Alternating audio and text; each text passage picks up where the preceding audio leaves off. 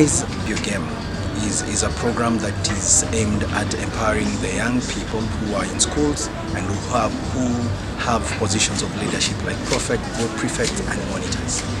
So Raise Your Game is basically to inspire them and to get them to realize that they have been charged with a responsibility, and so they are leaders in their own space. And so for us to be able to enhance the leadership quality in this country, we don't have to wait for the youth to be mature. We may now start to go to where they are in their natural habitat and try to get their leadership skilled, honed, mentored, and encouraged. So that is why Rise Up Your Game is basically one of those programs that is aimed at giving the young people who are in schools, in secondary schools as prefects and monitors, to be able to realize that they are responsible for the schools that they run.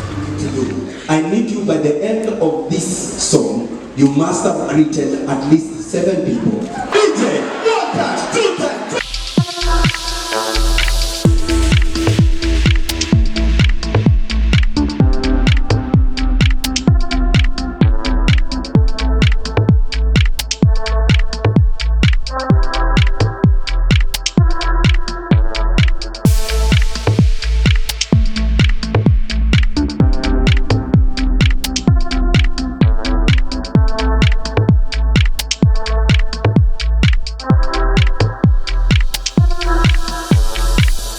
You will remember that I will share with you this morning.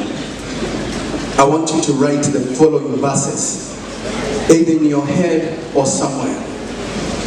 Philippians 4:13.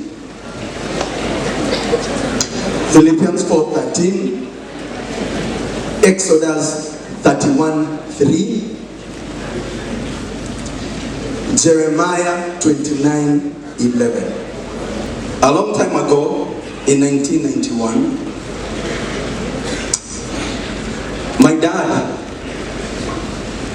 together with my uncle, dropped me at the main entrance of Lenana School. That is in 1991. I joined Lenana School, and by 1994, I was very, very interested in subjects like mathematics. I was very interested, I was curious to know why majority of us kind of get the D's in mathematics. So I was very interested in those subjects. Not because I wanted to be, but I just wanted to understand why we fail mathematics. How many mathematics teachers are here? Why do you teach us logarithms? Has anyone been sent to the shop, akaambiwa endo ambia shopkeeper akupatie change according to logarithms? Iko. So mwalimu mtarevise hiyo story. So hebu niambie, how do you ask a shopkeeper to give you change of milk and bread out of 100 bob according to vectors and logarithms? Please show us. And because you're a prefect, much is expected of you. When a teacher is talking as a prefect, what do? You give them time to speak. And when they speak, even if it doesn't make sense, you don't shout. Because if you do, what do you expect the people you lead to do? Okay? So you are at a position of leadership, and much is expected of you.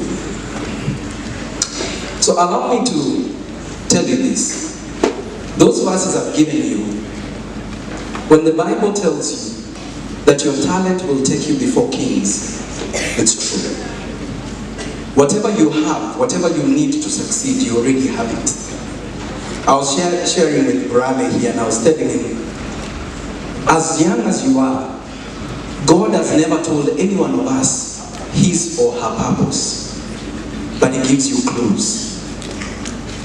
How is it that you become a prefect in a school of more than 100 people?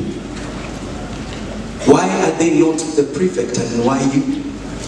Because then God begins to give you a clue of what your life is going to be. So it's a question of taking what is happening around you to begin to know that that is what God is setting for you.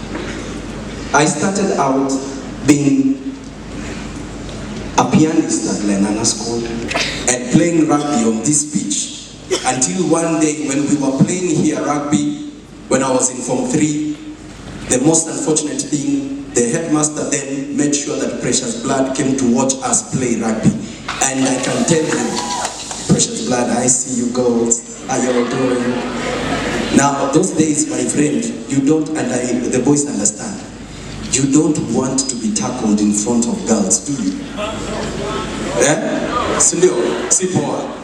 So when I was playing rugby, I was tackled before the girls from Precious Blood and I stopped playing rugby. But I never stopped singing. I never stopped acting.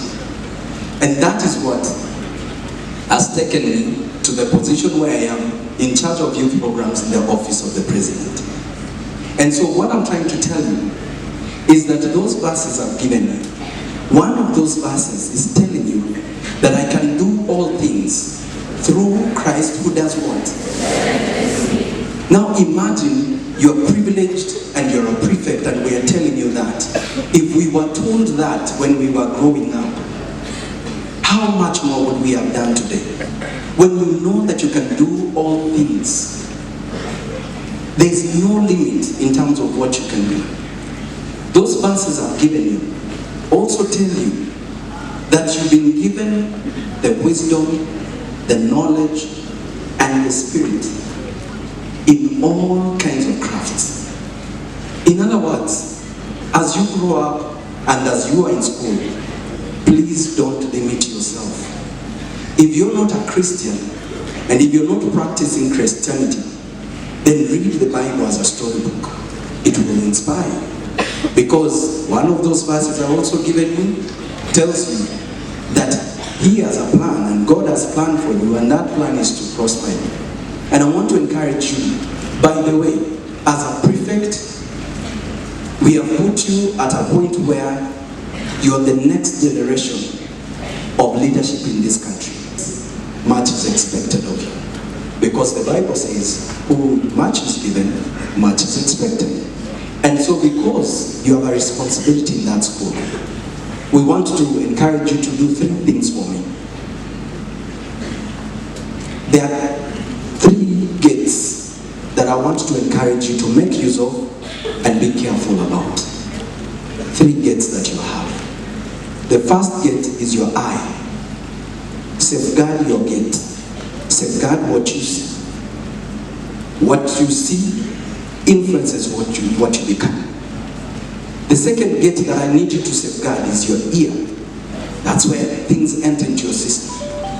As a prefect, safeguard your ear. What you hear translates to what you become. What you see translates to what you become. The third gate that I would want you to watch and be careful about as a prefect is your mouth. What you say affects the people. What you say displays what is in you. So I pray that as you leave here, if you don't remember everything that I've said, please remember that number 1, whatever talent God has given you, exploit it. If it explodes at your 2nd year of high school, at your 3rd year, at your 4th year, go for it. Raise Your Game is a platform for these young people from high school who are prefects and who have roles of leadership in their schools to mingle, to get together, to network, and to get to see what other schools are doing.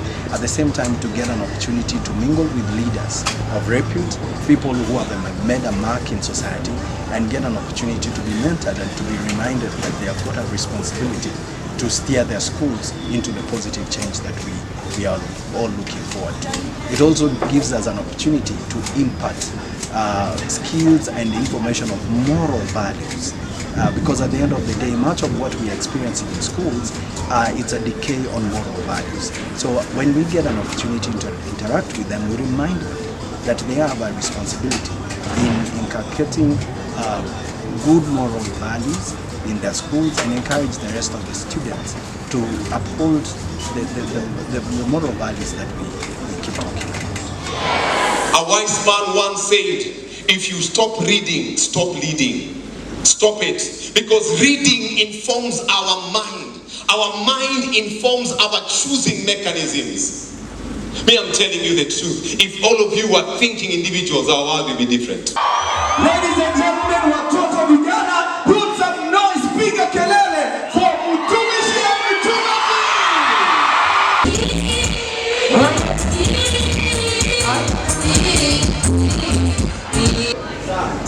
Umeniita saa? Mimi nimeitwa sana. Mungu akubariki. Hii CBC na haribu watoto. Uko form 4 ama unatumaya kuingia form 4?